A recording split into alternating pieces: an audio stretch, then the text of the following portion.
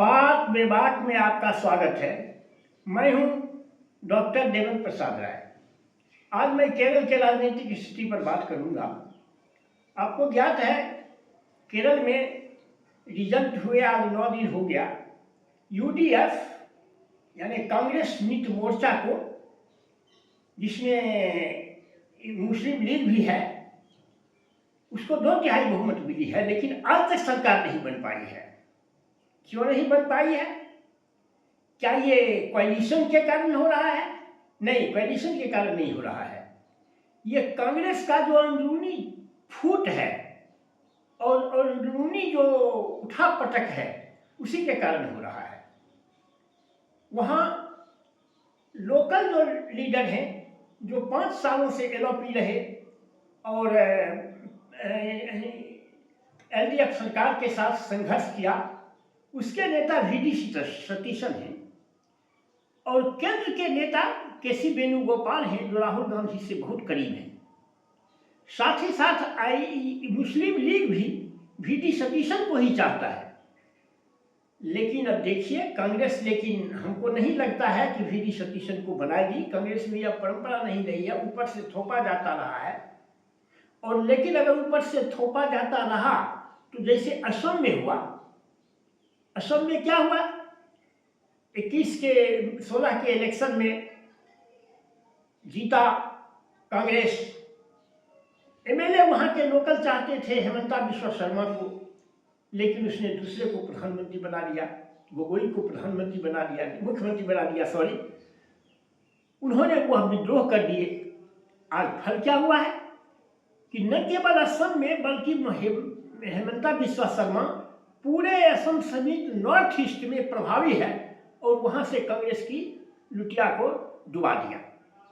कहीं उस तरह का हेमंता बिस्वा शर्मा नहीं वीडी सतीशन हो जाए, क्योंकि वीडी सतीशन भी बोले हैं कि अगर मुख्यमंत्री नहीं बनाया तो हम कोई पद नहीं धारण करेंगे।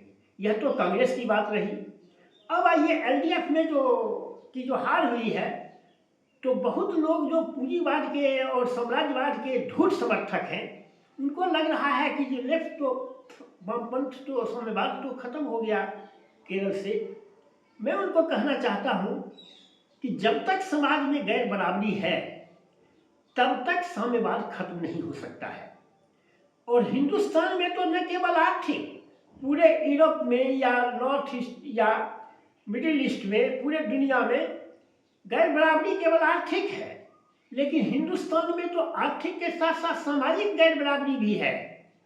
ब्राह्मण अपने को ऊंचा समझता है, राजपूत अपने को ब्राह्मण से कम लेकिन रेस्ट से ज़्यादा समझता है, यादव अपने को हरिजनों से ऊंचा समझता है, दलितों में भी दुसाध है, वह चमार से ऊंचा समझता है। यहाँ तो गैर बराबरी की एक सीढ़ी बनी हुई है, और जब तक ये गैर बराबरी है आर्थिक और सामाजिक, तब तक साम्यवाद खत्म नहीं हो सकता है। और फिर केरल और बंगाल की स्थिति में बहुत अंतर है। केरल में क्या है, बंगाल में क्या है, वहां 72% हिंदू हैं।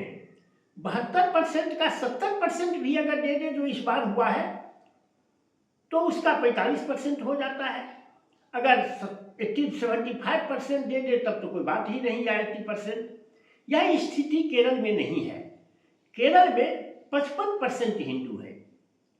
अगर उसका 75% भी अगर दे दे तो सरकार बनाने की स्थिति में भाजपा नहीं आएगी। इसलिए भाजपा का जो उठाव, जो बढ़ोतरी पश्चिम बंगाल में हुई, वह केरल में पॉसिबल नहीं है। दूसरी बात है कि केरल में या साउथ के पूरे मुल्क में कहिए, हिंदू मुस्लिम की जो गोलबंदी है उसका स्वरूप वह नहीं है जो नॉर्थ इंडिया में है। यही कारण है। और आपको एक बात मैं स्पष्ट कर दूं, हिंदुस्तान में किसी मुसलमान के आने के पहले ही केरल में मस्जिद बन चुका था। जो व्यापार होते थे 7वीं शताब्दी में, उसमें मोहम्मद गोरी या गजनी के आने के पहले केरल में बन चुका था। जो व्यापार होते थे समुद्री मार्ग से, तो केरल तो पूरा समुद्र से लगा हुआ है, तो वहां पहले ही इस्लाम चला आया था। बाद में चल के इस्लाम और बढ़ा, लेकिन फिर भी अब कभी भी वहाँ मुसलमानों की संख्या 26-27% से ज़्यादा नहीं हो पाया है। इसलिए वहाँ उस तरह की गोलबंदी कभी पॉसिबल नहीं है। केरल में इतने परसेंट मुस्लिम हैं, आज से 10 साल 20 साल पहले हिंदुस्तान में सबसे अधिक मुसलमान केरल में थे। अब ये तो बांग्लादेश से घुसपैठ के कारण पश्चिम बंगाल में हो गया है। इस तरह की बात गोलबंदी केरल में नहीं है। इसलिए जो लोग यह समझते हैं कि एलडीएफ खत्म हो गया है, खत्म नहीं हुआ है। साम्यवाद का जो विचार है वह सदैव जिंदा रहेगा। इस पर मैं एक अलग से वीडियो बनाऊंगा, लेकिन आज तो केरल की समस्या पर हम लोग विचार कर रहे हैं। बस आज के वीडियो में इतना ही। अगर आपको मेरी बात पसंद आए तो आप इसे लाइक और सब्सक्राइब करें। Thank you very much.